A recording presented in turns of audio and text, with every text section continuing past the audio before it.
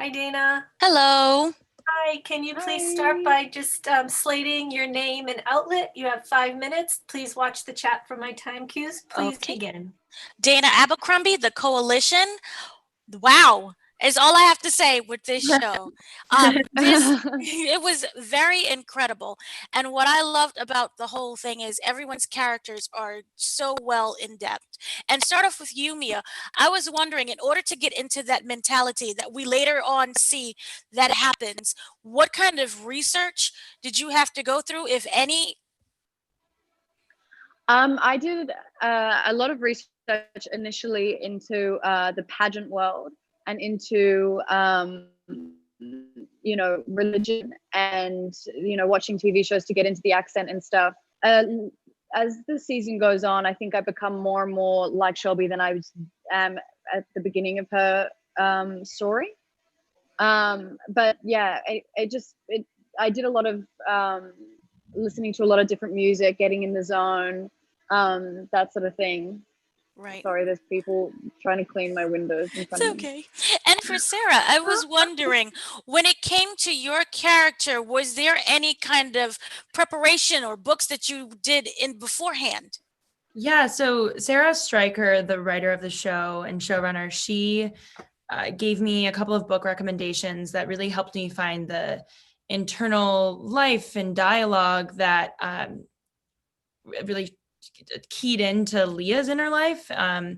Read some of The Girls by Emma Cline, Conversations with Friends by Sally Rooney, which is a huge book, a great book if you haven't read it. And Asymmetry by Lisa Halliday.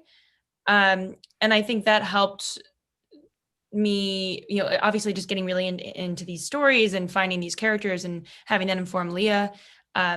Also was just, sort of, I guess, method in the sense of Leah's constantly has her nose in a book, and I had deep attachment to those characters as I read them, as Leah has deep attachment to Jeff's book. Right. Now, I was wondering, for both of you, would your characters kind of go through a breakdown? What do you do as actresses in order to stay in that mentality? For me personally, I kind of get myself into a physical state of anxiety. I don't know if I recommend it, but I kind of just get myself into an anxious state to the point where my physicality begins to influence what's going on in my mind. And then to stay in that, I just try and stay in the zone. And I remember, Sarah and I have done a scene where we were both kind of having that breakdown.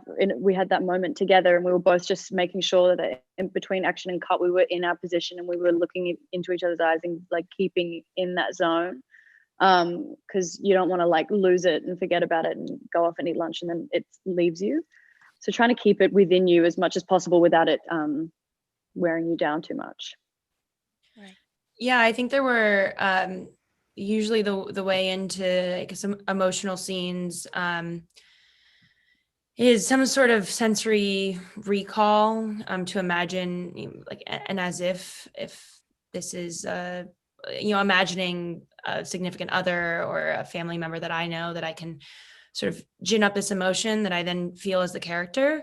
But there were times filming where that just ran dry, where that wasn't working for me.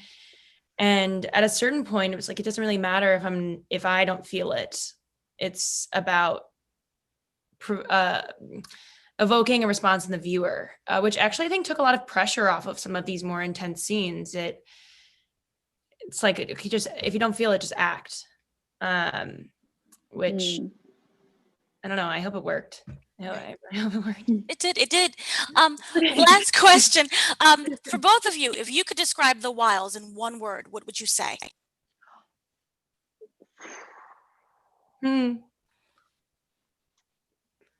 Real.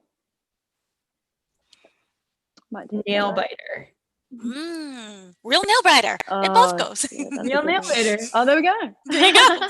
Thank you so much for speaking with me. Thank you, Dana. Thank you, Have a good Dana. one. You too. See ya.